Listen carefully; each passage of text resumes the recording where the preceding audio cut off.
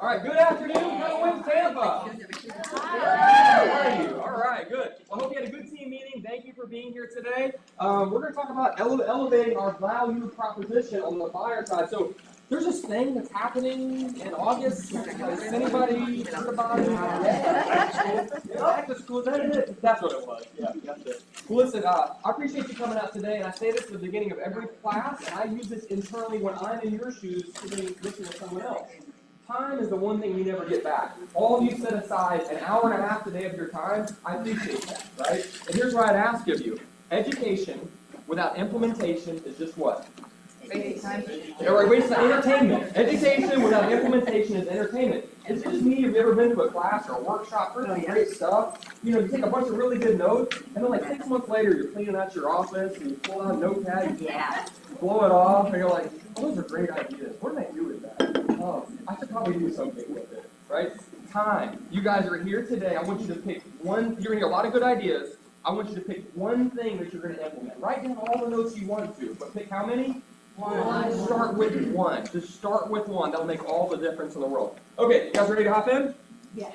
Yes? Yes. All right, good. All right, let's go. Let's go. Okay, so we will do this the manual way with this clicker. All right, so we're going to talk about upcoming changes that are happening. We're going to talk about buyer's agent's value in the marketplace. You know, what if a buyer says, well, I heard I might have to pay the commission. I might just do it on my own. Right? How do we handle that? You'll leave today empowered what to say. We're going to walk through a value-based buyer consultation. Price only matters in the absence of value. People will go and pay substantially more for something because of the value they receive for it, right? Are there agents in the marketplace that charge a very little or next to no commission? They've always been there. They charge less, and you know what? They should, right? You guys have very, very high standards. Right? I hope those will get out of the business to the professionals like you sitting in this room are able to earn what you're worth, your commission, right? You're worth every penny of it. We have to be able to articulate that value proposition. So create our unique value proposition. How are we different? It can't be anymore, I give great service and you don't have to worry about paying for it, the seller will. That may not always be the case. How do we articulate it where if that seller isn't going to write the check, they happily will. We have to be able to show that to them, talk to them, paint a picture for them first. So we'll go through that. And then objection handlers. So what are the common objections we're probably going to get or already getting, right, that we have to learn to overcome, what to say. So don't worry about scanning that. I'm going to send... I'm going to ask Amber later if she can do, would this be helpful, like rather than having to take pictures of everything, if we, and take pictures, you can. If I send a PDF, like yes. that, no? Yeah. We'll do that. Yeah. Okay, this is a bowl law. Change the way you look at things, and the way you look at things change. Is something changing? Yeah, it is, right? And it's all in our perception of how we look at that. So here's another one that I didn't put the other one in there. I'll do it later. Let's go back a little bit. Who's been in the business more than 5 years? Raise your hand. Okay. More than 10 years? More than 15? More than 20? More than 25?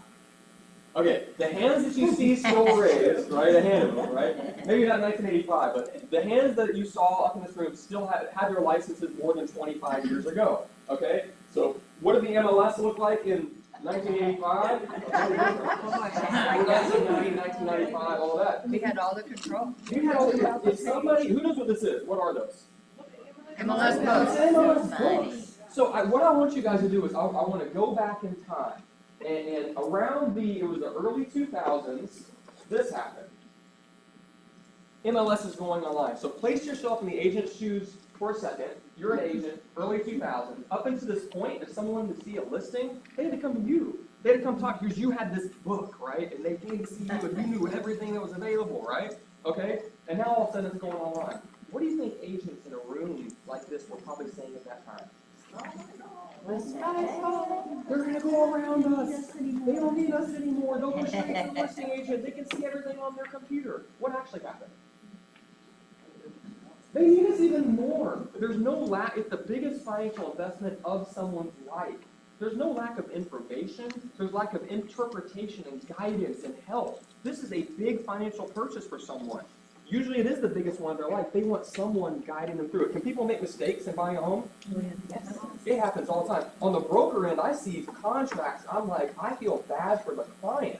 You know what I mean? On the other end of this, that was their agent writing that contract. Now, it's good for us. We know what we're doing at our side of KW, so we can write a solid contract for them.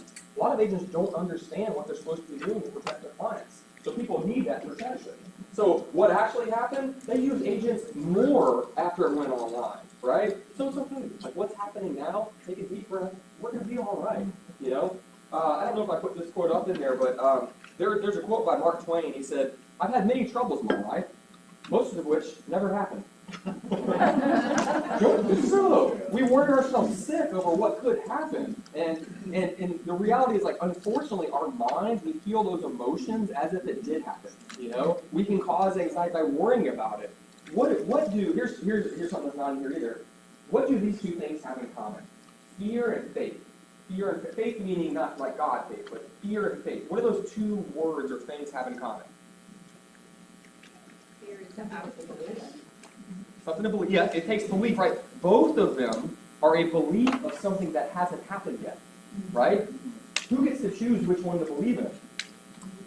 We do. Fear or faith. So I can be fearful about what's going to happen, right? Or right? Or I can say, I'm going to find a way to navigate through this. And there's actually opportunity in every difficulty. So let's find that opportunity. Right? Make sense? Yeah. It would be really helpful if I had the clicker that was working over here. Here's what's going on. I met with a lot of you in this office, had some great conversations one-on-one. Some of you haven't had the chance to meet yet. I'd love to, maybe stick around after the class. And what I've heard is a couple things. One is, we haven't been recording everything, and then we don't put things into a video library. I'm like, why not? Like, shouldn't, if an agent's on a listing appointment and they wanted to be here, shouldn't they be able to watch it later? So we're going to start recording everything. We recorded some stuff, but we'll record as many things as we can. That way later, I talk fast. And I know I'm working on it, And you'll be able to go back, hit pause, play it again. How did you phrase that? What was that thing that was said then? Whether it be me or a lot of you are teachers in here, when you're teaching things and you're okay with it being recorded, it means so much to the agents to go back and watch it later, right? Would that be helpful for you? Yeah. Okay, we'll do that. So this is one of the snags we're getting into is apparently this computer, the clicker doesn't work when we're live streaming. So it's like, what do you want? Live stream or the clicker? I was like, we'll go with live stream. I'll walk over here and hit the button. I can do that. So, all right. Upcoming changes. First, let's talk about what's going on before we talk about how to navigate through it. Right? So kind of a recap. We've heard a lot of this. So most of you probably know this by now. So these are the changes. You must use a buyer representation agreement before showing a home that includes 3 things. First one, you must disclose the amount or rate of compensation that you're going to be getting. So it talks about the amount of money that you will be getting. Okay. The second one is your compensation cannot be. It must be written specifically. It can't be open-ended. It can't say, well, whatever the seller's going to pay is what I'll take. Because that was the first creative response we had as agents. It's like, that's fine. We play that game. Whatever the seller's willing to pay. Right? Nope. Can't do that. It said it has to be specific. Third one, we can't receive compensation for services more than what's on that document. Well, what type of sale often pays us more than what we initially thought we were going to get? New construction. They have bonuses all the time. The way it's written right now, it's saying that we can't actually receive that, okay? Let me ask you a question, though. We'll see how this all plays out. If you have a purchase and sale agreement, just separate from commission for a second. You have an agreement, a purchase and sale agreement with a buyer and seller, and something needs to change that agreement. What form do you use? Addendum. Use an addendum or amendment. Like you all get agreement on that. So I'm wondering if you're out showing properties and one of them happens to be new construction, are we going to be allowed to do an addendum, amendment to the brokerage agreement? I'm guessing probably so. We'll find out. What they're trying to protect is people having to pay more unexpectedly than they thought they were going to have to pay. Right? So now if someone else is going to pay more, and as long as it's disclosed and updated, they're probably going to be okay. We'll find out. So we'll see what happens. All right. Second big thing, cooperative compensation can no longer be advertised in MLS. So this is really what's different, is we can no longer say on the MLS, right, the commission is going to be blank. Instead, what we'll go to in a second, we're going to use the word sellers agree to pay X amount of dollars in concessions. So if it was, this is getting a cart ahead of the horse, we're going to dig into it, but sellers agreeing to pay $10,000 towards concessions with an agreed acceptable offer. You see what I mean? Well, the buyer can use those concessions for whatever they want. They've always been able to. One of those things is, guess what? Commission. You see what I mean? So, all right. The third one, sellers can still, sellers can still offer concessions to buyers in MLS. That concession can be used, we said that, I just said that. The fourth one, agents must disclose in listing agreements, buyer representation agreements, blah, blah, blah, that commissions are not set by law and fully negotiable. Hang on a second. Haven't commissions always been negotiable? Yes. This is not new. And the reality is, weren't we supposed to be getting some kind of a brokerage engagement form signed up front anyway before giving advice? That's not new either. It's just now we're being required to, which requires us to articulate. Here's a great parallel that you can use. And Nick, I won't dig into the stuff that Nick talked about in listed buyers. It's a great portion that you have to take it. It's the same thing. When we go into a listing appointment, we wouldn't go to work putting a sign in the yard, spending money on marketing, spending our time doing all that stuff if we didn't have what sign? A listing agreement. This is the same thing. Have you ever had a buyer that you spent forever showing them houses, gave up nights and weekends, popping by, this new one hit the market, oh, I have date night, no, I need to go show the home, right? Only for them to just flake out on you? That happens? You guys, right? This will help. The silver lining in this, you're going to find out who's motivated pretty quick. It'll get rid of a lot of the tire pictures. And I'm going to give you, when we're done today, I'm going to give you a bunch, but 3 things that you can put into a buyer brokerage agreement, they're like, oh yeah, I'll sign that right now, right? And they're very powerful things. They say, that makes sense to me, based on how you articulate it, I'll happily sign it. I'll show you those before we're done today. You will leave with that in hand, okay? All right, so those are the 4 main points. We're going to dig into each of those as we're going through this. All right, so there was, agents are creative, is what we are. They said, okay, well, let's just have things that feed from the MLS and compile it all together, and that'll tell us. Like showing time is an example. Maybe showing time can have the permission in there, right? Zillow, showing time, all those. They said, no, can't do that. So now it really creates more work for us, because as agents, if we want to know what the commission is, what are we going to have to do? Call and find out. Or they can have a separate website. They can have their own, for that property, if someone's already doing it, that here's what the commission is going to be. Okay, in commercial world, by the way, do you have an idea? No, I'm admitting someone. Oh, thank you. Appreciate that. So in commercial world, you guys do realize for a very long time, commercial, they oftentimes have to call to find out what the commission is. It's been like that for a very long time. They've negotiated it for a very long time. And do they sometimes get more percentage-wise than residential agents? Yes. They do. Why? Are commercial deals difficult? Yes. You have to be very skilled to understand the nuances of a lot of commercial deals. And there's more things that can go on, that can go sideways. Rezoning, assemblage, a lot of different moving parts to make happen. That's value because that person knows how to do that. So someone's happy to pay for that value. We're going to talk about your value as an agent when we're in here today, so that people will happily pay it. Okay. All right, so it says MLS data cannot be used to facilitate offers of cooperative compensation, that just means commission. If someone were to receive an MLS data feed, so if a third-party company pops up and it's feeding information from the MLS, and the purpose is to show commission, they will shut it down. What you're starting to see pop up, if you haven't heard it yet, there's these little pop-up companies where agents will be able to enter their listing commission into that manually, and it'll populate all the properties. If you haven't seen it yet, that's already starting to happen.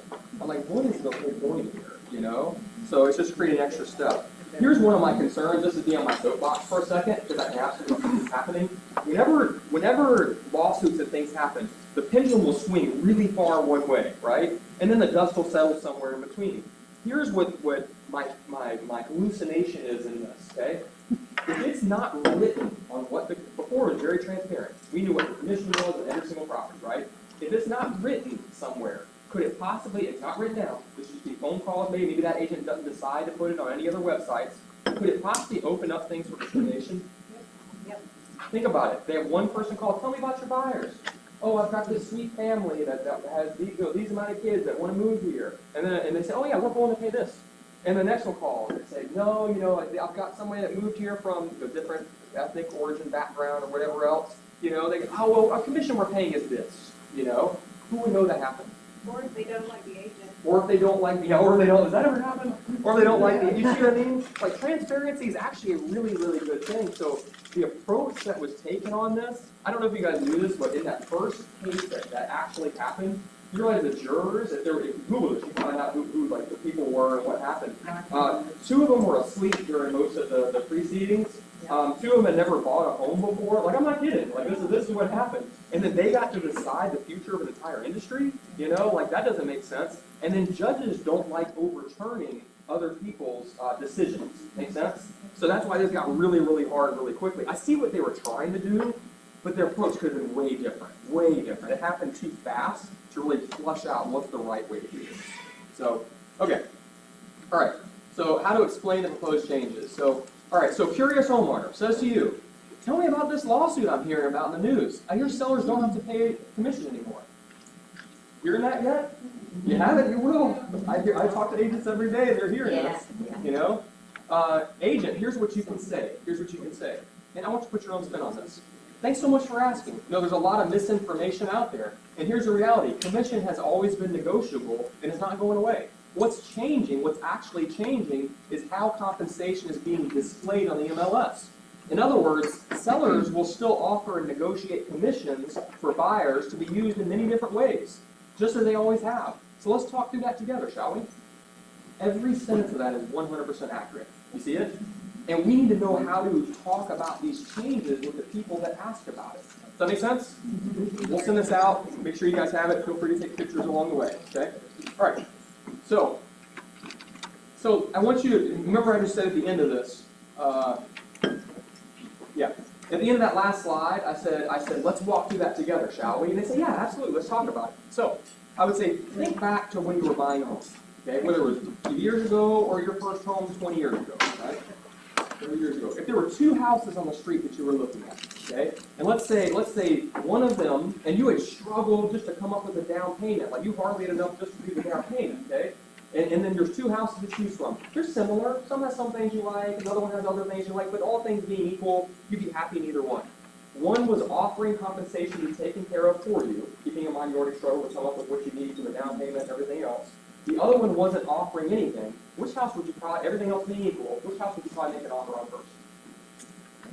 No-brainer. That's a no-brainer. That's an intelligence question, right? Don't say that. How smart are you? So if sellers want the most amount of money for their house, the best thing that can happen is to have the most amount of buyers looking at it and making offers on it. So if we want to expose the home to the most amount of able buyers, it would make sense to offer compensation. Now, we don't have to.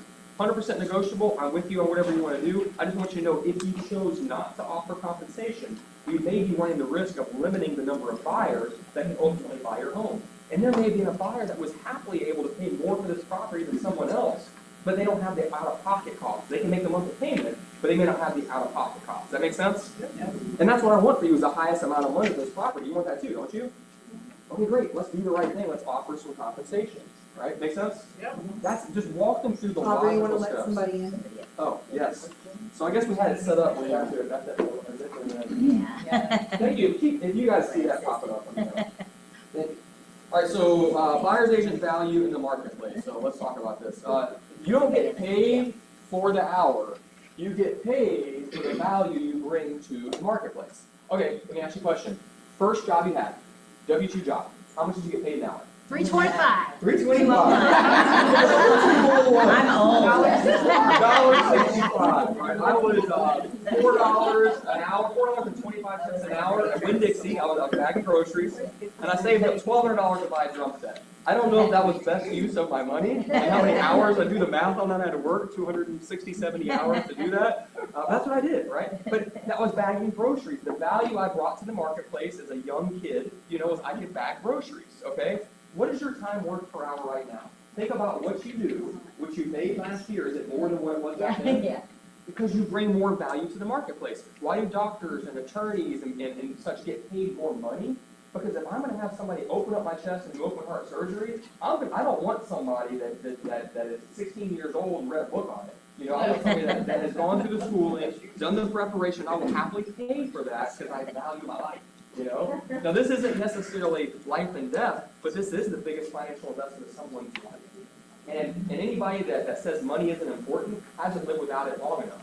And right? It's true. And if somebody makes a bad financial decision and it wrecks them financially, that can wreck relationships, it can wreck their life. Right? Absolutely can. So we have a lot of value as an agent. We just be better about articulating the value we bring to the hour. Okay? All right.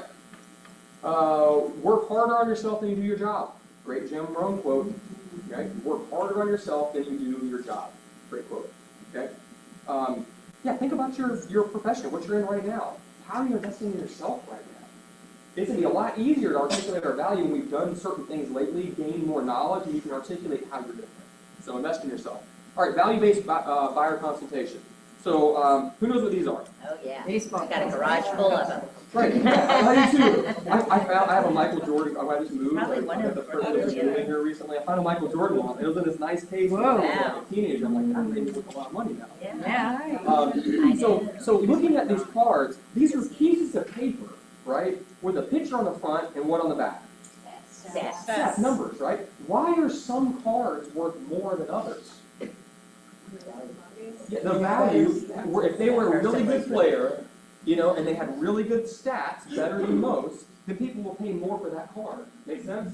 There's things called common cards. Those are the ones that aren't worth any money. And there's ones like this, Mickey Mantle, Babe Ruth, Michael Jordan, right? People pay more for that card because they were an excellent player. The value they brought to the game was very high. You're in the game of real estate. How are you raising your value in the game of real estate right now? Are you a common card with not so good stats, right? Are you killing it and really fighting for your client and doing things that other agents don't do? And the back of your card would read something beautiful, where somebody would look at the back of that card and say, I want that player. That's who I want. Does that make sense? Good analogy to use, okay? All right. So, who determines the value of a baseball card? Yeah, the consumer does. Same thing here. We can tell, we can articulate the value, but at the end of the day, it's the consumer that decides. So we have to be able to articulate it. So I asked this earlier, are all agents created equal? No. There's a lot in this business that if I'm being real with you, I would actually like you to figure out, right? Wouldn't you? Like, well, really, you guys are the professionals, you're investing. Today's a great example. You chose to invest in yourself today. Congratulations, right? Because you were professionals. There's a lot of people that don't, and they don't know what they're doing, and they're doing their clients, unfortunately, harm.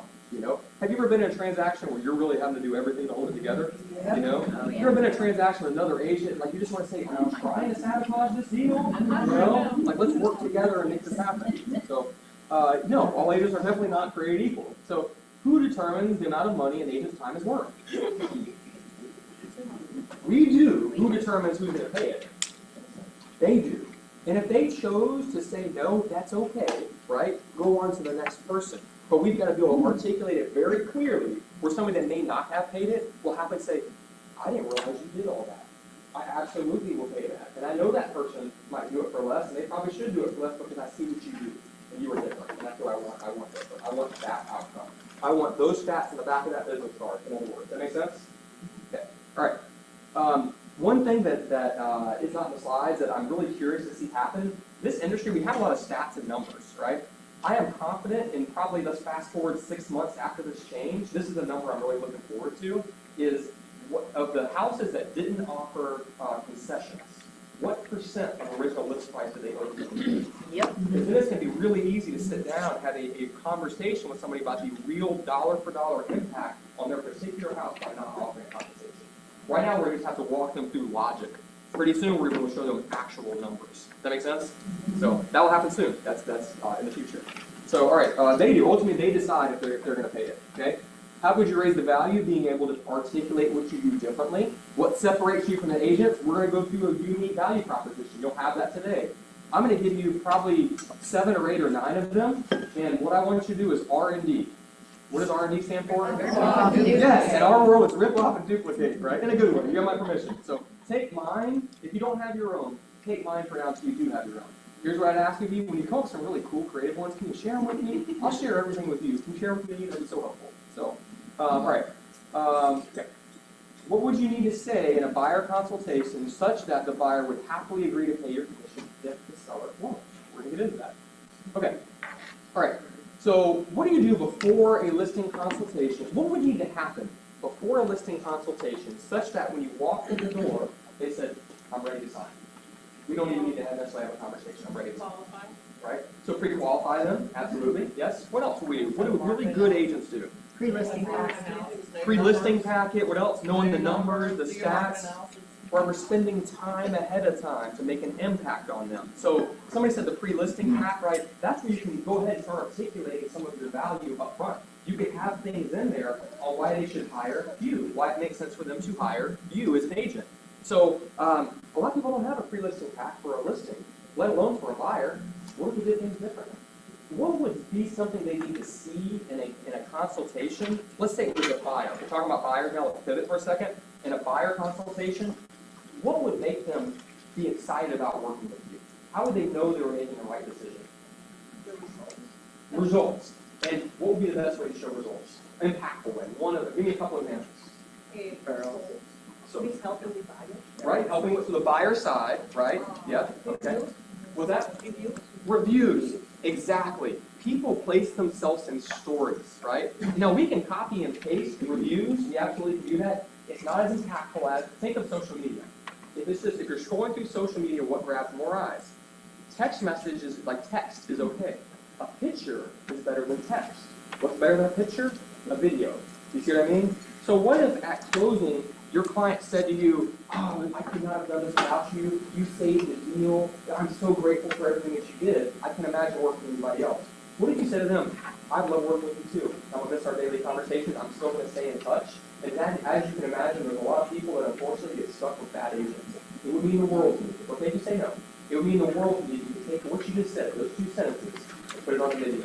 If you don't like the video, I'll delete it. We'll record it again. If you don't like that, I'll delete the whole thing altogether. It would mean so much to me to help a lot of people if you could say those 3 sentences. Would you be willing to do that? Half the people will say yes. Half of them will say yes. I have dozens of videos. I'll show you examples, maybe in another class of what this looks like, right? Half of them will say yes. Now imagine if you sent a few of those video testimonials before you met with them, and you said, "Hey, I know you guys have a big decision that you're making. You know, I thought I'd send you a couple of reviews with like a couple people left with me, so you know the person that I am," right? Now you walk in the door, and they're like, "That story I heard from Samantha is exactly what we're going through right now. You're the type of person we can work with." See what I mean? Very powerful. That's one idea. That could be your one thing today. There's so many we'll go through. Okay? So, and then stats and other things like that. Okay. Buyer version of that, we talked about that. Okay, here's one from, this is from a group in Atlanta, Andy Peters and Leslie Peters. They teach 36 Touch. At one point, we're doing over 300 deals a year, 88% referral and repeat business. Okay? 88%. And Gary has them teach 36 Touch all over. You guys don't know this, but I actually had, is Andrew still in the room? Yeah. I had, so Leslie helped create a version of her 36 Touch for us. And I had customized where Andrew's actually meeting with Sam Jackson to help us implement you guys. So you actually have a 36 Touch to do. Okay, back on track. I was chasing a squirrel. This is their buyer questionnaire. Right? Before they meet with somebody, what do they ask? Normal stuff. You know, your name, best number to contact you on, all that. But it goes a little deeper. If you look at it a little bit deeper, here's some other things that they put on this. So they put on here, I know you can't read it, so I'll tell you. What's your idea of a great realtor? Would that be important to know? Yeah. They're basically telling you what they're looking for. So when you walk in, you can talk to that, right? Okay. Why are you moving? How long have you been looking? What's the ideal closing date? What area of town? So that's all the normal questions in there. I love the ideal realtor question. It says, what are the top 3 features you're looking for? So this is a good example, and that's some other stuff in their price range that you're looking for. You're walking in, they tell you the area, they tell you the price range, they tell you what they're looking for in a great realtor. You know up front, are they ready, willing, and able? Are they realistic on what they want, the areas they want? Do they have the motivation for you to work with them? And then you just articulate your value on how you're the right agent to help. Does that make sense? So again, you'll get this, and I think, I can't really see it. I think I have a link at the bottom where you can actually click it and go to see, did I put it on the previous page? Yeah, what it is, it's blocked out, but it says thepeterscompany.com/buyers. You can look at it later. thepeterscompany.com/buyers. You can look at that. Make your own. Again, R&D, rip off and duplicate. They're fine with that. They teach this all the time. Okay. All right, we covered that. Here's another example of a buyer packet. Like, do you have a buyer packet that walks through what you do on the buying end? What does that look like, right? Okay, so that would be an example. By the way, we're going to have grab-and-go packets for you guys pretty soon, like listing packets, buyer packets. So if you don't have one, just use ours until you do have one, okay? And yes, there'll be a cost, like, I don't know, $5 or something, whatever it costs us to print them, you know, which adds to your bill if you want. If you come in, oh, I have a listing appointment tomorrow, I need it. Or I have a buyer consultation tomorrow, I need a packet. Grab one, and you can just have, you know, Jennifer or somebody at it for $5. So we'll do that. All right, so value-based buyer consultation. When I first got into business, I had a bunch of coaches throughout the year. Every professional athlete has what? A coach. Why? Right? Michael Jordan was a great basketball player. Kobe Bryant, phenomenal basketball player. All these basketball players or football or baseball, why do they have coaches? They're good. Is their coach better than they were? No, usually not. Phil Jackson was not a better basketball player than Michael Jordan or Kobe Bryant, but he understood the game at a level, and he could step back and look at everything and say, well, you're doing this, but I noticed you jumped off your left foot 38% more times than you did your right. So let's work on some exercise to help you more to balance things out. You see what I mean? So, all right, so I had a coach in the beginning. Coaches have helped me. Every time I hit a roadblock in my career, I'm usually missing a person to help me break through, and they'll help me see things that I'm not seeing, whether it's for a short period of time or a long. So, all right, enough on coaches. Here's what I was getting at. This is from the first coach I had that's worked beautifully for me. So this is my version that I took from a guy named Joe Stump. He was my first coach. Brian Buffini. You might have heard of Brian Buffini. Brian Buffini actually worked for Joe Stump for a number of years and then created his own program. So this is what it looks like. So I'm sitting down with somebody. We're doing a consultation. We're talking about getting together and buying a house. Okay. And I might say, Laura, you may have read in the news or seen on social media some things that are going on in the real estate industry. And I'm curious, what have you heard or seen? And I'm just going to be quiet and listen. They may not, in our minds, we think everybody knows about this commission thing. You know what the reality is? Right? To us, it's a really big deal. Most people have no idea about it. So let's say they bring whatever it is up. Let them say whatever they're going to say. I heard I don't have to pay commission anymore. I heard I might be on the hook if I'm a buyer, right? And what you say in response to that is, by the time we're done today, you're going to have a better, deeper understanding of exactly what it takes to buy a home in today's market. Got that? I didn't answer their question right then. I asked them what they heard, and I said, by the end of today, we're going to have a better, deeper understanding of exactly what it takes to buy a home in today's market. Got it? Okay? This is the second thing I say. I say, my whole goal is for you to be so outrageously just over-the-top happy with the help I provide that you gladly introduce me to 2 people, Jennifer, before I'm even done helping you buy this house. And here's why. Most agents, this is the truth, right? Most agents are out there, they're worried where their next deal is going to come from. They're cold calling, door knocking, marketing, they're constantly searching for that next person. And Jennifer, I want to spend my time focusing on you. And I know when I do, you'll have an excellent experience. And when you have an excellent experience, typically what are you going to tell other people about? And that's how I know I did a good job, right? Does that make sense? Right?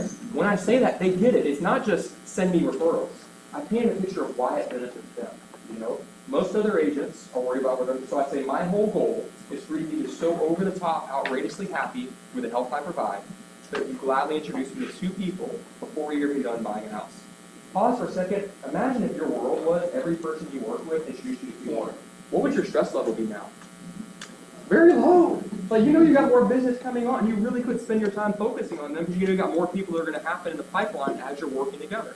But you don't just stop there, right? You say, my whole goal is for you to be so outrageously happy with the help I provide that you gladly introduce me to 2 people before I'm done helping you buy this home. Now you articulate why. Most agents, you're separating yourself now, are worried where their next deal is going to come from. Cold calling, door knocking, marketing, right? I want to spend my time focusing on you. And I know when I do, you'll have an excellent experience. And that's what you want, right? An excellent experience. Okay, great. Right? Does that make sense? So I painted that picture for them. I'm planting that seed up front of here's how I know I did a good job. You're going to feel comfortable putting my name to yours, and you'll introduce the people you care about. Okay? We'll come back to that a little later. So, all right. And then I would say to them, at the end of this conversation, you're going to have 3 choices. Nikki has a really good spin on this too. She does a really good job with it. I like her too. Make your own out of this. Make your own. I'd say at the end of this, you're going to have 3 choices. You could, and listen as I'm saying this, and ask you what the difference is in the sentences. Okay? The word I use is different. Okay? You're going to have 3 choices by the time we're done today. And people love having a big choice, right? So 3 choices. So back into the dialogue. Choice number 1, you could choose to do it on your own. That's real. Some people do that, right? Most people are concerned. It's the biggest decision in their life and want help. But you could choose to do it on your own. The second one is you could choose to work with someone else. You could absolutely pick someone else, right? Or the third option is you could decide to work with me if you truly feel like I'm the best skills to help you. What was the word? Did you catch it? Decide. It was you could choose to do it on your own. You could choose another agent, or you could decide to work with me. See the difference? Decide means cut off all other options. You see? And I also say to them, and by the end of this, if I ever feel like I'm not the right agent as we're having this conversation today, help you, I'll let you know. But I'd rather let you down than ask this question. I think that's kind of similar to what Nikki said. Does that make sense? Turn you down. I got that somewhere. Yeah. It was, yeah. Turn you down now Yeah. as opposed to let you Let's down. down later, yeah. Yeah. That makes sense, you guys got that, so 3 choices. And that's kind of the takeaway close too, is I said, if I were in this conversation, if I feel like I can't provide for you, if I'm not the right agent for you, I'll let you know, because I'd rather let you down now than disappoint you later. So in that moment, they're thinking, well, hang on, maybe we do want to work together. So it's a good thing to put in there. All right, so this is the next thing. So we go through this process. I'm going to show you, I'll put the bullet points. So I really have 3 roles for you. My first one is I'm your consultant. I'm going to take the time, listen carefully to this, this is important. I'm going to take the time to ask you questions that other agents may not take the time to ask, because finding out what's important to you is important to me. That's the first one, right? So I'm your consultant, that's what we're doing today. We're going to sit down and have a conversation. I'm going to take the time to ask you questions that other agents may not take the time to ask, because finding out what's important to you is important to me. Okay, got it? The second thing is I am your negotiator. When it comes time to negotiate a deal, I'm going to treat your money like it's my own. I'm going to negotiate the best deal we possibly can together. Now what you'll find out is my negotiation skills alone are worth any amount of money you may or may not have to pay. And we'll talk about how that works in a little bit. The negotiation is the second role I have for you is negotiating. My third role is I'm your guide. And this part I got from Joe Stump, so put it in your own words. You can Google, I think he calls his the 88 types of turbulence. You can Google it online, you can find it. This one's the 83 types of turbulence. But this is what I say to them. I say, I'm your guide, my third role. I want you to think of this like a plane ride. I'm your pilot, okay? Now, before a pilot takes off, what do they have every single time? What do they have to go through before they're allowed to take off? Safety check. Appreciate they have, I mean, they've flown thousands of times, but they have all these little checklists of things that they have to go through, right? So much like that, before we take off, we're going to be doing that together. I'm going to be going through everything that I know we need to look at up front to help ensure that we have as smooth of a flight as possible. Now, we may take off in the air, right? Up in the air, what sometimes happens in a plane, unexpected? Turbulence. And planes were built for turbulence. So I may call you 3 days before closing, and I may say, Susan and John, number 41 popped up. And they're going to say, Aubrey, what the heck is number 41? And I'm going to say, and I literally in the consultation up front, this is up front, we're doing the buyer consultation, I hand them the 88 types of turbulence or 83 or whatever you can Google. There's 111 I can send you from AW, get your own version. But I hand it to them, and I say, number 41 may pop up. And they scroll through it and say, what is 41? It says, the seller leaves town without leaving anyone power of attorney. Right? That's a problem. And what I would tell you in that moment, as I say, I've already emailed the title attorney. They've emailed, I've already called the title attorney. They've emailed over the closing docs. They're going to they're on vacation, but they're going to a local UPS store. They're printing them up. They're getting notarized, and they're overnighting the documents back. So they'll be here in time for us to close on Monday. Right? Make sense? Yeah. And you're articulating all the things that could go wrong in the transaction, so they know what the heck we do behind the scenes. Because they don't. They think we show 3 houses, right? And then we sell $1 million property, we hop in our helicopter and go to Tahiti and drink Mai Tais on the beach. Right? That's what they think. We don't. Way more than that. Way more than that. So I'm your guide. And my goal is for you to get to the end of this and look back and say, I'm so glad I had Aubrey as my agent. And I want you to feel comfortable when I'm going to earn the right to do this if you would introduce together. That's what my goal is. Does that make sense? So that I'm painting a picture for them. Okay, you guys got it? Okay. All right. So creating your unique value proposition. So let's talk about this. So here's a few. Oh, and I asked them this. I forgot to tell you guys this. When we're in the consultation, I said I'd take the time to ask you some questions other people may not take the time to ask, to find out what's important to you, what's important to me. This is what I mean by that. Most agents will say, well, tell me bedrooms and bathrooms and what area you're looking in and everything else. And let me set you up on a search and I'll email you some homes and we'll pick some properties, right? So most agents do. Instead, I want you to remember this, go 3D. Go 3D. Okay, and this is what this means. If I'm talking with somebody, I won't role play this because for the purpose of the class, we'll just do this kind of quickly. But this is what this really looks like almost every time. Somebody would say to me, I want to live in this neighborhood. I want to live in this area and this price range. I want a $500,000 to $600,000 house in the Wesley Chapel area, but I want it to be in this part of Wesley Chapel. And most agents will just set a search. I say, well, what's important to you about living there? That's the first why on that.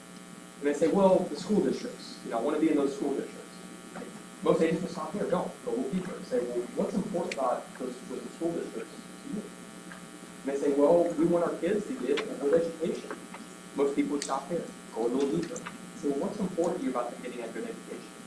In that moment, they'll pause. There'll be awkward silence. They'll live in the awkward silence for a second. And they'll say, because I know if they have a good education, they're going to be set up for life.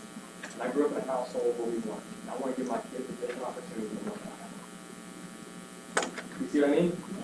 That's when you find out their why and why they're really moving. Okay? Now here's how you use this. You have to be very empathetic in the way you use this and use it the right way. Let's say fast forward 3 or 4 weeks, you're showing properties. And you put in an offer. It's in the neighborhood that's a good fit for them. The lot's perfect. It has a spot for the playground in the backyard. It's in the school districts they need. It checks all the boxes. You go, you make an offer. You counter back and forth. You're $500 apart. Have you ever had somebody say, well, I'm on principle. I'm not budging. Yeah. What is $500 in a stinking mortgage payment? Yeah. Pennies? Like $1? You know, maybe $10 these days with interest rates? But you get what I mean. It's not much. It's not much. So this is how you use this in a very tactful way. When you talk to them, you say, hey, I got the final counter back, okay? And they're $500 apart. I know we said last time that was our final offer, and here's what's going on. I'm with you on whatever you want to do.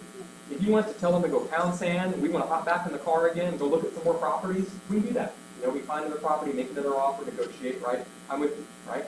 And I wouldn't be being a good agent if I didn't remind us when we first met, you told me how important it was that you get a specific neighborhood, a specific area, and a specific school district, right? And right now we're $500 apart, so we have two options. Right? We could hop back in the car, go find a new property, or we could decide to go ahead and accept this offer, get your kids in the school district, get them started in August. It's up to you. I'm with you either way. What do you like to do? You see how that's delivered? Yeah. Right? And I am with them. We'll get back in the car. I meant every word of that. But we've got to pause for a second, get them out of this emotional mess, and bring them back to logic on why they're making this decision. Right? Does that help? But you don't know that. You don't know if you don't ask. So go 3 deep on why. What's important about that to them? You know? All right. So unique value propositions. Let me give you a few. Okay, so here's what I say to people. I go through the value that I bring. Oh, I paint them the picture of everything that I'm doing. I go 3 deep with them on why they're looking for things. And we go through all that together. Then I say, here's a couple more reasons why it may make sense to work with me. And here's the reality of it. My commitment to you, this is important to listen to. My commitment to you is in direct proportion to your commitment to me. Great line, right? And my commitment to you is in direct proportion to your commitment to me. I'm going to go to work for you. I'm going to work hard for you. Here's a couple of things I do uniquely that other agents don't. Number one, I specialize in finding off-market inventory. And what that means is, as we're having this conversation, I'm now going to identify 2 or 3 neighborhoods that might be a good fit for you. And yes, of course, I'll show you homes that are on the market, absolutely. But I'm going to reach out to 1 or 2 or 3 neighborhoods, and in the efforts of getting someone to raise their hand that isn't currently listed, they're not in their pocket right now on Zillow, right? To raise their hand and say, yeah, if you have a buyer, I consider selling my house. That's what we're going to identify those neighborhoods. I'm going to go with my efforts are going to be to find a couple people that are off market that would like to sell the house.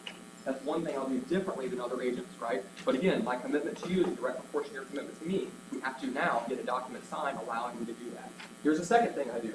Let's fast forward a little bit. The last thing I want you to do is feel like you're bound to someone that isn't doing a good job for you. And a lot of agents will have somebody sign this year agreement and they disappear on it. You know, they don't return phone calls, they don't return emails, they aren't responsive or whatever else. I want you to feel like you made the best decision you possibly can. And how do I do that? I have an easy exit guarantee. It says if you're ever unhappy with the help I provide, we can gladly cancel the contract, owing no commissions to the broker. There is a protection period in that. What it says is, I know you would never do this, but let's say somebody else, right? What it says is, if I worked hard to help find you a property, you wouldn't go around my back and go buy that property. Right? Makes sense? So if we're under contract on something, or if it's something that I've shown you, I know you would never do this, you wouldn't go around it, but I disappear on you, and that's the concern. You're signing a document saying you're going to pay a commission. I never want you to feel like you're tied to something that isn't doing a good job for you. When I'm doing all the other stuff that we're talking about, I'm working hard for you here to see the value. Does that make sense? Here's it. When agents see this, they're like, well, I don't want to do that. You want to know how many people have actually, I've used this on every buyer or brokerage agreement I've done for hundreds and hundreds of buyers. You know how many actually used it? I don't even remember their names because it's less than one hand, right? And honestly, if someone is mean and rude and you can't make them happy, do you really want to work with them anyway? Let them go. Let them go. You know, this just gives them the peace of mind. So let's put this one into real context. If we're going to be required to get a document signed, let's say somebody calls and they're in the driveway of a house and you want to go show them the house and now we have to have a document signed. They don't know you yet. You haven't done a buyer brokerage consultation yet with them, right? You haven't sat down with them. So why are they going to sign a document to potentially pay you $8, $10, $12, $15,000? They'd probably be a little hesitant to do that. Well, what if in the driveway you say, look, in order to show you the house, we're now required to get a document signed, but here's the good news. I have an easy exit guarantee on this, so tomorrow, literally, you could tear it up, right, if you want to. Here's what I'd like to do. Sign this, has an easy exit guarantee, show you the house. And then let's get together tomorrow, we're going to do it, or maybe even later on this afternoon, let's do a consultation so you can make sure that I'm the right agent for you, and I want to make sure you're the right client for me. Make sense? It's an easy exit guarantee. They literally can cancel it. You see what I mean? So, all right. So easy exit guarantee is the second one. I'll give you the verbiage on that in a second. And also the third reason it would make a lot of sense to work with me is I have a love it or leave it program. So not only will I help find some off-market stuff, I also will give you the easy exit guarantee, so I'm working hard for you all along the way. And the third part is, if you move in this house within a year and you don't love it, call me back. I'll sell my side for free. I won't charge any commission on my side, right? You have to pay for photography or staging or like the expenses like that, but the actual fee, I won't charge anything. Make sense? So now why would someone do that? Again, if you think about this, every properly marketed listing should lead to what? It should lead to another buyer, should lead to another deal. You're basically able to put a billboard in someone's yard. That's what every listing is. It's your billboard in their yard.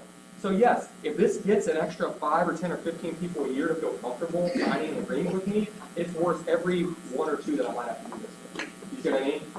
So, and wouldn't you want that too? Like you're signing up for a big financial investment. Wouldn't it make you feel better if you knew that if I didn't like it within a year, they would help me on the back end? You feel good. Most agents that do this anyway, we just don't articulate it. Got it? Okay, I'm gonna give you a few more. Let's see if they're on here.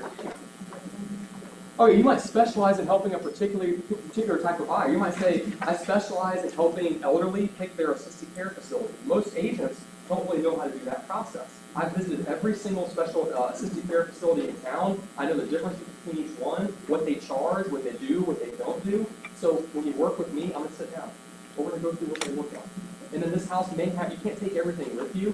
I'll help you with this. Anything your kids don't want, we'll do a sale. That means you take some of that money with you, right? And the third thing I do is some of the deferred maintenance, I've got contractors, people with the easy button, I'll have them come out and take care of it. So just know when you work with me, front to back, I have everything taken care of. That will be a unique value proposition. I'll give you a few more. I was in I did this in another state a couple weeks ago, and let's see if I remember the ones they were. One of them is, some of them do they bought a moving truck, you know, like an old U-Haul truck. You know, they didn't spend much. It was like less than, I don't know, I'm gonna make up a number, but it was relatively inexpensive to get a U-Haul truck. They had it wrapped, and the wrap says, you know, choose me and get this van free, right? So not bad, right? So they get the moving truck. Another one is, this one will be easy for you to do, moving boxes. So you can get moving boxes with your logo and information on them. Now, think about this for a second. How long do a lot of boxes stay in the house? A lot of them stay in there the whole time. Literally. Yes, I know. So I'm in the middle of moving right now. Our house got under contract, thankfully, in Atlanta a couple days ago. I had boxes that I hadn't even opened in 11 years. I'm like, do we really need this stuff in this single box? No, we don't. Let's get rid of it. Donate, you know? So, which is a good feeling too. Yeah, but how awesome would it be if your box is in their garage or attic or wherever else, and every time they're walking in there, they see your name and phone number. It's a great way to have a shelf life for marketing. Make sense? Boxes.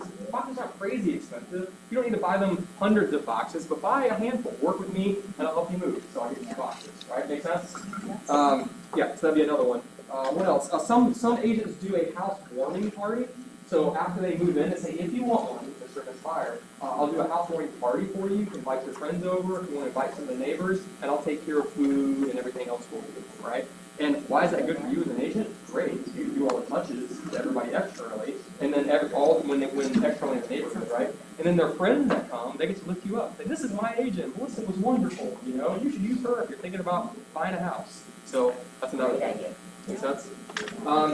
Yours could be unique that you say for every, I want you to feel comfortable working with me, know that every closing I give back a certain percentage of my money to a charity that means a lot to you, that you're passionate about. So if you want to save the whales, you know, then we can choose that, we can earmark or battle kid cancer or whatever it is for you, we'll pick a charity and I'll donate on your behalf. You know, make sense? Okay? That's another one. What else is on here? Yeah, we talked about that. Yeah, in-depth knowledge of the community. That's not as powerful, but there are some things, like I learned that Dunedin apparently has an issue with sinkholes, right? Yeah. That thing? Sold one. Yeah, exactly. I wouldn't have known that. Moving here from Georgia, how would I have any idea? And so many of the people that move to Florida is one of those states that people from across the country move to. They don't know that. So you do. So you need to talk about your specialty, okay? Unique way to zero commission. We can't pay money for referrals, but what we can do, this again, take which ones you want. Nikki, I actually sat in Nikki's class. She has this. I've had this for a long time. I didn't always use it, but she had it too, so I know it's okay to use. She uses it, we're good. Okay? This is what it is. I would say to somebody, actually, imagine if you didn't have to pay any commission. Here's what this would look like. I've earned the right to do a great job for you before we close. After we close. And you've introduced me to a few people that end up, signing a listing agreement with me or signing a buyer brokerage. For every person that agrees to work with me, I'll reduce whatever we agree to by 0.5%. So whatever your percent is that you charge, whatever that number is, we can't openly talk about commissions anymore. But would you trade 4 or 5 people for 1 commission? I would. That's good math. So it makes sense. I didn't use that one very often at all, but I tried it a couple of times. I know Angela Hunter and a couple others, top agents, not here, but used it and worked beautifully for them. So that's where that came from. What's yours? I shared some ideas. What makes you unique? I've been hopefully not just entertaining you. I hope that your mind is flowing with ideas. What are some things that's not on here that you should do that would be unique or different? Yes, go. I think I'm gonna say, hey, your 1 year's coming up. Can I throw a little 1-year party for Oh, I you? love That way that. I meet more people. I'll bring the food like you said Yes. for them. That's great. Yeah. So After 1 year, a like an year, so we anniversary can look at party. all everything you did in your house. Yes. I know it takes a while to do. It does. Yes, I So love I'm that. gonna do that with I only had 3 this year so far. That's Because great. I can afford to do that. Yes, Yes. Bring a designer to help them decorate the house and ask their friends to come over. So smart. That was brought up. Yeah, that was one that was brought up when I was in the other state. Yeah, really good idea. Yeah, so every closing that I have, one of the unique things in working with me, in addition to a few of these, is I have a designer come through and they donate. I pay for them to come through and give me the ideas that you need. Absolutely. That's great. Yeah. Yeah. What else? What else could we do for them? Maybe at or after closing that might be kind of unique. Yes. I've done a pizza moving party, so, you get your friends to help you all pay for the pizza, and I get to meet all of your friends when I deliver it. Yeah, super smart. Pizza party, yes. Bring them food, definitely. Okay, what else? Well, for food, right? Yeah. Okay. Is your mind going with some ideas at least? That's where I want you going with this, is thinking through, well, what else could I do? What else would make it unique? So, okay. All right. Maybe it could be, I've just not thought about this. This is just like brain dumping, right?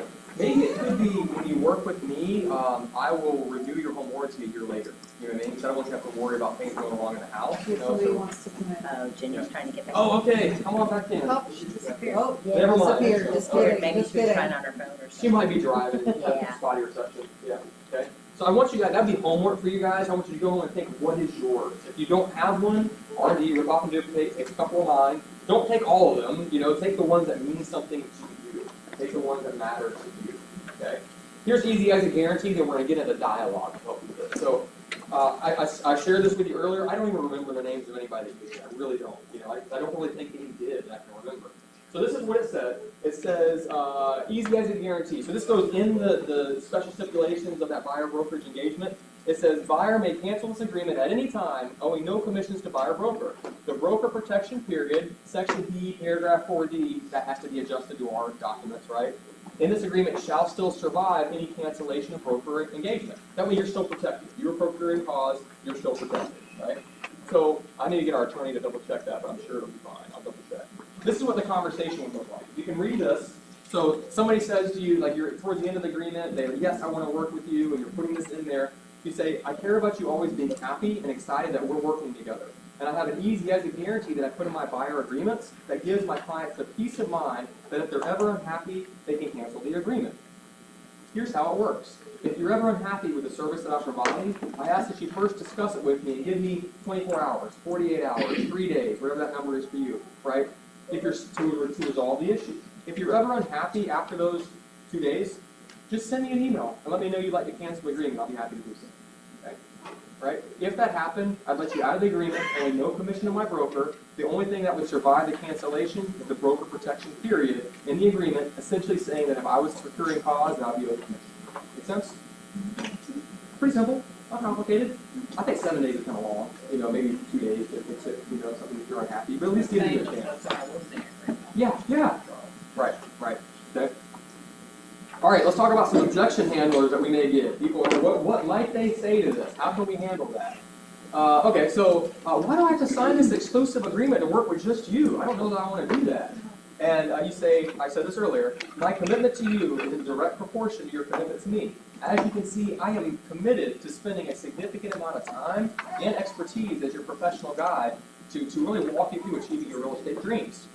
I can only make that commitment when I know that we have an exclusive mutual agreement to work together. This is important. Like all professionals, attorneys, accountants, even your auto mechanic, I require a signed agreement from my buyers before we can begin. Isn't that true?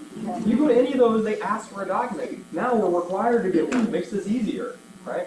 So that's one of them. What will be another objection we may get? Another objection could be, I don't feel comfortable signing an agreement like this. You can say, I've discovered that if someone is uncertain about signing an agreement, it usually means I haven't answered a question they have correctly, or there's something they haven't told me. I'm curious, what concerns you the most that I haven't covered today that's keeping you from signing the agreement? And then they'd answer, and I'd say, just also remember, I have that easy as the answer. So what do we need to talk about that we haven't talked about yet? Okay? We can open up. Okay? All right? With that one. Here's another one. What if I just want to work with the listing agent? You may hear that. I think I'm just going to go work directly with the listing agent. I think I'm going to do that. You can say, I can appreciate that, and that's certainly an option. Can I share my concerns with you? Buying a home is typically the biggest financial investment of someone's life. One that buyers only do a few times, not enough to stay on top of all the nuances and changes that happen every month and how to best protect themselves. Doesn't the industry change? Like all the time, it's changing. Okay? So the last thing I want you to do is make a mistake that could cost you thousands of dollars, or even worse, land you in a home and a deal that hurts you and your family. So my concern is this. The listing agent works for the seller and is not looking out for you. And I know you don't want to make any mistakes on the biggest financial investment of your life, and you want someone watching out for you, guiding you through this, right? Great, let's do the right thing. Let's sign here and get started, shall we? All of that is absolutely true, every word of it. Okay? What if I want out? Well, that's easy. You have the easy exit guarantee. No problem. Like that really solves a lot of the challenges they would have in this. What if I don't want an agreement for a long time frame? Again, it really doesn't matter what time frame I put on this, because if you aren't happy, you cancel it. And we need to pick a time frame that makes sense. I usually put 3 or 4 or 5 months on one. Could be whatever you need. 6 months doesn't matter, but easy exit guarantee. What if the seller does not pay any commission? Am I obligated to pay the commission? That is the one people are worried about, right? So let's talk through what that looks like and how you can solve that problem when and if it arises. Okay? So here's what it looks like. So real estate professionals will agree to what I'll be paid now. In the event you wish to see a home where the compensation offered is less than my fee, I'll let you know ahead of time before we view it that the compensation being offered is either low or none. I'll then explain to you what options you have and how you'd like to proceed. And say, okay, first, if you choose to write an offer, I'll do my best to negotiate with the seller to have them cover my fee entirely on your behalf. Buyer's requesting blank, right? In the event the seller refuses to negotiate, I'll come back to you and ask you how you'd like to move forward. One of those options may be adjusting the price up on the home to allow more room for seller-paid concessions. Like, let's say your fee that you agreed to is $10,000. Let's say the house is $400,000, right? You may have to go back to that seller. If the seller just stick in the mud and won't pay anything, you could go back to your buyer and say, we could make it $410,000, right? And then the net to them would be the same. That way, they're okay with the numbers, and you don't have to come up with a cash out of pocket. Now, what does that mean for you? It means your payment's going to go up slightly. And this is a conversation you have up front, right? $10,000 on a monthly mortgage is what, $60 a month, something like that, right? That's what that works out to. So would it be worth it to you, worst case scenario, to have the representation you need and be able to essentially finance that into your 30-year loan, So, Like we've been doing in the past. yes, What? exactly. Yeah. I really don't think this is a thing. But let's be real here for a second. Do you really think that a seller, now that they don't have to pay a buyer's agent commission, is now going to lower the price on their house? No way. You're putting that where? Right? They're trying to. Like, let's be real here. That's what's really going to happen. So, yeah, I really don't think this is going to change as much as here in life, right? Okay, so, and actually, I'll give you an example. Even here recently, probably 6 weeks ago, I had an agent call and they realized the seller wasn't offering commission, but the buyer had signed a buyer brokerage. And they were freaking out. They're like, I don't know if our buyer will do it. And we're like, have you called your buyer yet? She called her buyer and then called me back. She's like, oh, she agreed. Fine, you know? So, yeah. All right, so next one. So we could up the price to cover the seller paid concessions, right? Okay, or if the seller's not comfortable with that, we can talk to the lender to see if there's a way to roll that fee into your home loan. What does that mean? You guys realize, you remember this, think about this for a second. Let's say the rates were 6%. That lender can raise the rate to 6.25 or 6.5 or whatever it is, and then the buyer gets paid back some money. They get help from essentially the lender for closing costs, right? Have you done that before? I've done that, right? So those closing costs can be used towards your buyer's agent commission. You see what I mean? So they have to play with the rate a little bit. It's the same thing as raising the price on the house or raising the interest rate. They're going to essentially accomplish the same thing. A little bit higher payment, but your stuff gets covered. Does that make sense? One good piece of good news on this is they rolled out a rule, this was probably a month ago, where they said on certain types of loans, there's caps on how much the seller can contribute, 3% or 6% or whatever it is. Some buyers, they may only have the down payment. They don't have the down payment plus closing costs plus the commission. You see what I mean? So what they said is they said, well, if the seller is willing to pay the concessions, we won't count the commission as part of that contribution. Like if it was capped at 6% and that buyer needed all 6% of that to pay for closing costs and whatever else, but they really needed a few more $1,000s to pay your commission or whatever it was, the seller could still contribute that. Does that make sense? So they're allowed to do that. That's good. Okay, so if none of those options work for you and you still wish to purchase the home, you'd be responsible for the difference. But we give 3 ways we can do it. They pay it, right? They repay it, we negotiate it, done deal. The second one is we raise the price to give them the same net. That way you're essentially paying for it, but it's rolled into your loan. Third way is we talk to the lender about upping the rate and get it rolled in that way because they give you some money back, right? At the closing table, that's how that works, right? Concessions from the lender. The fourth way would be you have to come up with it. And it may be a combination. If they sign a document for $10,000, and the way you negotiate the deal, you can only get 8 out of it, right? Then they would be responsible for the $2,000. You see what I mean? Yeah. All right. What do I see happening? I don't know that the agents would necessarily push their buyers to pay that $2,000. They could legally. The harder part here, if I'm being real with you, I won't sugarcoat things. If you have a house, you have an asset with money, and they're getting paid that money, they can just take it out what they're getting paid. When you have a buyer, they're having to come with the money. You see what I mean? That's the difference. So. Just like we pre-qualify a seller, we should probably pre-qualify a buyer and have them talk with your lender and make sure they have enough capital to actually do that if they had to. Otherwise, you have a business decision to make. If they don't have the money, you know that if you can't get a seller to do it, we can't do those 3 options, they may not have the capital to do that. You see what I mean? That's a conversation you should have. All right? Can I say this too? I think that is going to happen sometimes with some of these first-time home buyers. And again, this just goes back to setting the expectation, in my opinion, that if truly the seller is not going to pay the buyer's agent commission, Mr. Buyer, and these are the limited funds that you have, and there is no other way to do it, then this is just unfortunately going to be a property that you aren't going to be able to buy. And I think most of the time, especially with first-time home buyers, so far my experience has been, well, we wouldn't want to do that without representation. So obviously that one's just off the table. It's just off the table. Next. And they go to the next one. And that's what you said, I think, about what we're going to see in 6 months is the statistics on the sellers who thought they were going to pocket the money. Turns out they didn't. It turns out they took a lower price for their home. When we can say the average seller who offered a concession on average got 98.1% of list price, and the sellers who didn't offer a concession on average got 94.4% of the sales price, the difference is 5% in this scenario, right? 4% in this scenario, roughly.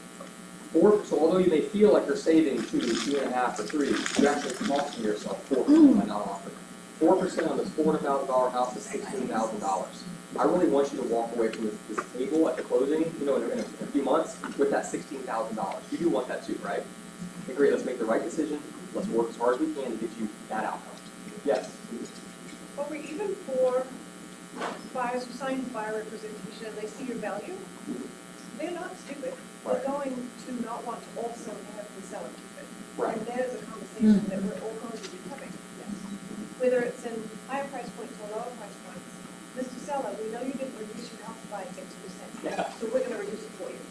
Very well said. And we're Yeah. gonna reduce it for you. That was so good. Yes, yes. And that's the reality of it. A lot of people are trying to save the money, but a buyer that's gonna not use an agent is trying to save the same commission that that seller's trying to save. Google this. Did you guys know this? The owner of ForSaleByOwner.com had to hire an agent to sell the house. That's a true story. It was a few years ago, but that's a reality. Oh, and he did it 2 years ago? It was more than- Oh, okay. It was probably Yeah. eight years ago, I don't know, something like that, 7 years ago, something like that. But let's go. Based on what we discussed today, I trust you can see the value in having a professional real estate agent like me walk you through your home buying journey, right? So, great. Let's sign here and let's get started, okay? Make sense? So, okay, so that's that one. Let me see if I have any others on here that we didn't cover. If they disagree and don't want to sign, I completely respect that decision.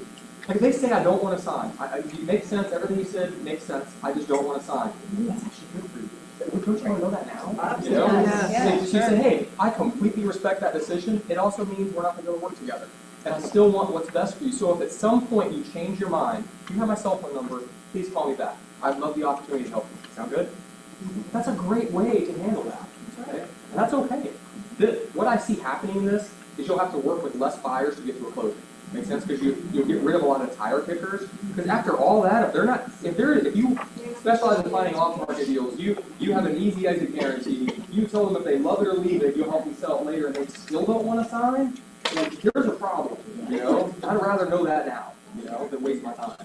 They're gonna have to do that with Yeah, exactly. Now they're going to have to sign something anyway. So you're exactly right. What may happen is they may come back to you 2 days later and say, well, it looks like everybody's having me sign this document. I like the way you do yours better, so I'm going to sign one with somebody. I'm signing it with you.